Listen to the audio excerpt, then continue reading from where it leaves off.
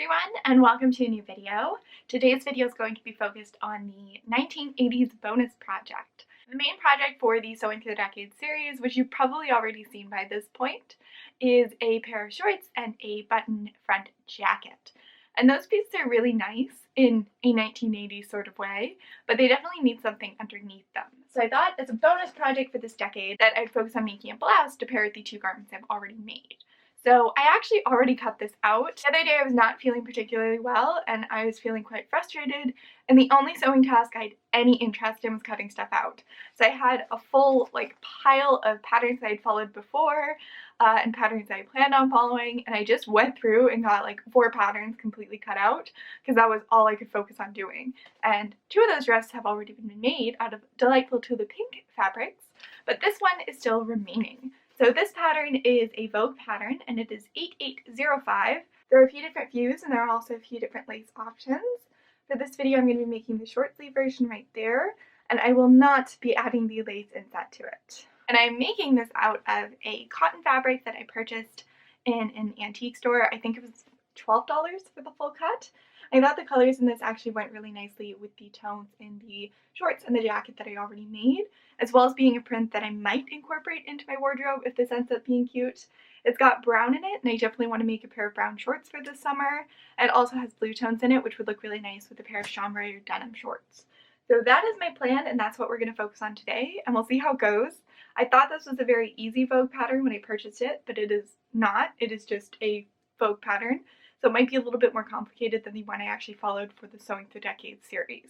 So this is the pile of stuff that I've already cut out for this. There are 4 front pieces, which is interesting. And all of those front pieces are pleated or tucked to create the appearance shown on the envelope. This has very faded instructions. I feel like I encountered that with another pattern, but I can't remember which one.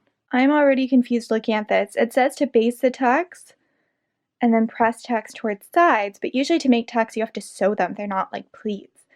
So I'm confused. And then pin front 1 sections to side edges of front 2, placing, basting along seam line, match symbols based, stitch along basting as shown. Is that what they're showing there? This might be more complicated than I'd expected. So this is piece number 1. This is 1 tuck, and this is 1 tuck.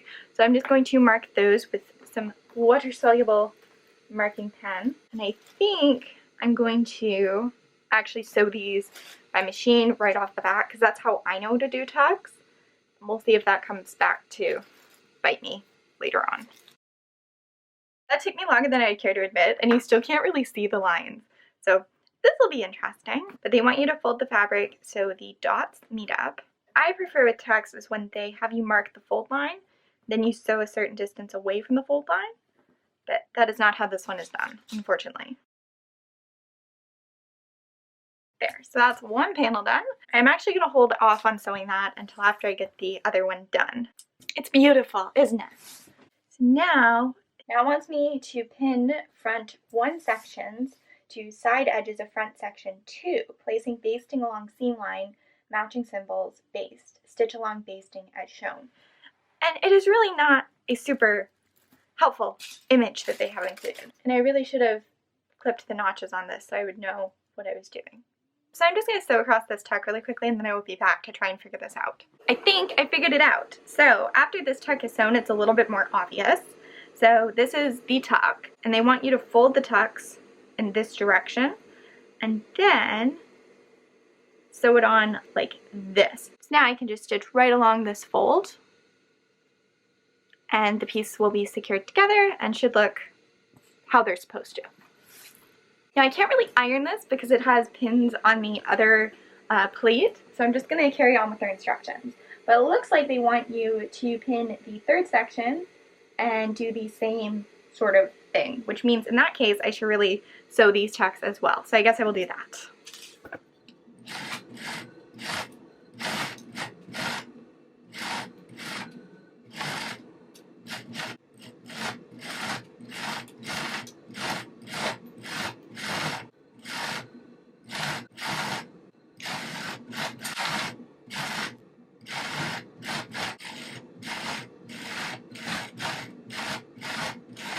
So next up, I'm working with the side front panels, also known as piece number 7, and I get to transfer tucks onto these pieces as well, except this time I get to sew them normally instead of having to piece them. And I really don't see why I couldn't have just sewn them normally before. I mean, I ended up doing that and I think it just worked fine. It was more that their instructions for how those pieces go together were really, really poor, and those would have been poor whether I'd basted them or sewn them or just had them pinned. These ones are done normally, so we can rejoice for that. Though it does mean that I have to make a new bobbin, which I'm not excited about, because making bobbins is like my least favorite sewing task ever. That's not true, but I still don't like bobbins. Usually I'm pretty chatty in these videos, but I feel like not a lot has been happening recently. Well, I guess it's been happening, but I featured it in other videos. Like my mom and I went up to Pennsylvania and did some antiquing and some fabric shopping, but I have a vlog all about that, which you'll probably have already seen by this point. And then I came home and I was really stressed and working super hard trying to meet a deadline for hoop skirt video, which I still haven't finished, but I finished the hoop skirt, so I'm feeling okay about that right now, though I do have 6 hours of footage to edit down this afternoon. And when I'm working on that, I'll probably feel less fine. And you're obviously going to see the video about the hoop skirt, so I feel like you don't have to waffle on about that. And I have completely failed at filming my April monthly vlog this month, so I'm going to extend it probably 2 weeks into May. And yeah, I don't know, I haven't been feeling as confident as I would like to over the past week or so I haven't been filming as much or working as much. It's really discouraging because I had a few weeks there where I was just on top of everything and feeling really great about stuff, so to be kind of back in this funk really stinks. But I'm trying to work through it. As I mentioned in another video, I have some stuff due for McCall's, and there are 3 skirts that I want to make, and I have the pattern completely drafted, and I have 1 skirt totally finished, and then I realized that I assembled it incorrectly, and it was all assembled with French seams, so I can't even redo it. I have to completely recut it and restart over. But I got all of the buttons and stuff that I need for the other skirts, so at least there's that. And it shouldn't take me too long to remake. It was just like, ugh, I thought I was a third of the way there, and now I'm basically back at square one. So that's going to be my primary project for today once I finish this. And the one really big project I've been working on that consists of a vest and a blouse and a skirt, I'm just really unhappy with the quality level of sewing on it, and I think it looks really visually striking and I should push forward and finish it anyway, but I'm just really kind of disappointed in how much I slacked off in the construction. The fabric I chose for the vest just sucks. Like, it is so thick and heavy and it did not iron. Like, I used my steam iron on it, I used a clapper, I was trying everything, and you can just not get seams on it to lay flat. So I feel like it looks really sloppy, especially around the hem, even though I did it by hand and I sewed all the facings by hand, and it's just really discouraging to put a lot of effort into something and then to just have it not be the way it should be. And for the skirt, I didn't use French seams when I was putting it together, so it's fraying on the inside. And the elliptical hoop skirt that I was working on didn't turn out particularly awesome, so I'm just feeling kind of like everything I'm doing sucks, and I suck. And I'm not saying that because I need reassurance or anything. Unfortunately, I don't think it would really help when I feel this way. It's more just I try and talk about what's going on in these videos, and that's what's going on right now. So I finished sewing the pleats into the front sections. This is one of them, and then this is the other one, and I already have it lined up with the center front piece. So these are just going to be sewn on in the same manner as the front sections were sewn together, at least that's what I can make of from the instructions. They're talking more about adding the inset, which I think is this lace piece, but since I'm not doing that, I'm just going to ignore that. And I was thinking about trim for the neckline because they do call for trim around the neckline for this view, which is the view I'm making, just without the inset. And I remembered that I have this ruffle trim, which I think would be really cute and bring out the blue tones in this, make it look a lot nicer with the light wash denim. And I have a good amount of this for just trimming the collar of something, but it's pretty stained and beat up, so I think I'm going to give this an OxyClean treatment while I work on the rest of the bodice, and maybe by the time I'm done, it'll be clean enough that I can add it to this garment. I just went ahead and sewed up the back seam as well, and a portion of the back seam is left open to create a button closure opening that allows you to get this on and off over your head without any additional closures. So they said to slip stitch the edges of that down, but I just turned them inward twice using my iron, so they're really firmly pressed, and I top stitched it in place, and I think it looks just fine. And I also have a little lace update. Just let me go grab it. I just went to check on my lace, and there was one spot where it couldn't quite get everything out, but it's very faint. And this lace trim is actually white. I thought it was supposed to be a beigey color with the blue, but no, it is a pure white, gorgeous little ruffled trim. And there's about half a yard of it there, which I think is going to be the perfect amount to go around the neckline of this. And yeah, it lifted pretty much all of the staining. I'm very, very impressed. Please never ever throw out lace trim because it is stained, because I'd say 90% of the time the stains can come out. Use a heavy OxiClean to water ratio mixture and use very hot water and add a little bit of detergent in. That's what I did, and this trim, as you saw before, was stained and gross and grubby, and now it is pretty much perfect. However, this fabric is not perfect. It had a few stains on it that survived washing, and I didn't even think to OxiClean it before I cut this out. So there's a little splotch on the blouse, but that's okay. It's right at the shoulder, so I think it's going to be mostly covered and it won't really bother me. But now I have to sew up the shoulder seams, and then I have to sew on my trim, and then I have to sew binding over top of that. So we'll see how this goes. About an hour has passed, and the collar is now done. I also got a new ring in the mail, and it's wonderful, so you might notice me wearing that. But what I did is I sewed up the shoulder seams, and then I top stitched the lace trim around the neckline of the blouse. Then I sewed the binding on top of that, and then I folded the binding inward and stitched it down by hand so there's no visible top stitching. I also just added the button closure. It's a really pretty plastic button with a rhinestone that I got on a recent trip to Pennsylvania, and I made a little thread loop to keep it shut, which I'd never actually done before, so it's a little messy, but it should be functional. And now the next step is going to be sewing up the side seams and then hemming the sleeves, which I'm probably going to do by machine.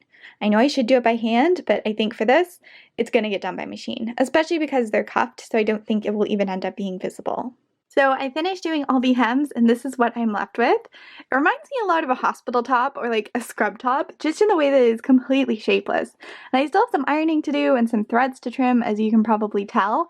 But overall, I just don't love this as a piece. I think it suits the color palette of the other piece from the 80s. These are the 80s shorts, and I'll tuck them in and belt them in a second so you can get a better idea. But the shape of this is just weird, and with how the sleeves are cut in the dolman fashion, so they're part of the bodice, there just has to be a lot of room in the bodice. And also to have this be a pullover style instead of having any sort of closure means it needs to be cut quite boxy, but it just ends up being incredibly unflattering on me, and I imagine most other women. So that is it with the jacket and the shorts from this project, which are obviously also a very unflattering shape, but to me this is more of an intentional cut, whereas this shirt is just oversized and shapeless, whereas this is like a boxy silhouette, if that makes sense. Though I still think this would be cuter if it was taken in by about, I don't know, 4 inches. Yeah, that I think is much cuter. So that's probably what I'm going to end up doing to this jacket once this project is over. That is what it looks like open with the shorts belted. I think this is a lot cuter, definitely with it being paired with something a little bit higher waist and the jacket being open. Like, that's almost a look. So that's how this is going to be styled for the project, but I just want to show you how I would personally style this on a day-to-day basis if I end up keeping this. I have a feeling it will end up in the donation box after the end of summer, but I will try and make it work first. So this is how I would try and make it work, but I think it's still just too wide in the shoulders and too wide in the bust to really flatter me. Like, there's just a lot of extra fabric, and it doesn't flounce in a way that's particularly attractive, and I can't take it in without also adding a closure so I could get it on and off without pulling it over my head. But this is what it looks like with a pair of chambray shorts, which kind of highlight some of the blue tones in the floral pattern, then a white belt to also highlight the floral, basically. And I think that is, I don't know, I actually kind of like it with the 80s shorts better. I think that suits it more. But this is probably how I would wear it and incorporate it into my wardrobe. And I think it'd be cute with a pair of brown shorts too, but I don't have a pair of those to demo it with. So yeah, we'll see what ends up happening to this garment, but thank you for coming on the journey of making it with me. So mission is accomplished. It took me about 2 hours, but I now have this, I was going to call it beautiful. That seems like an exaggeration. This blouse in my wardrobe. I'm ready to be paired with the other pieces from the 1980s. I still have to do the bonus project for the 1970s.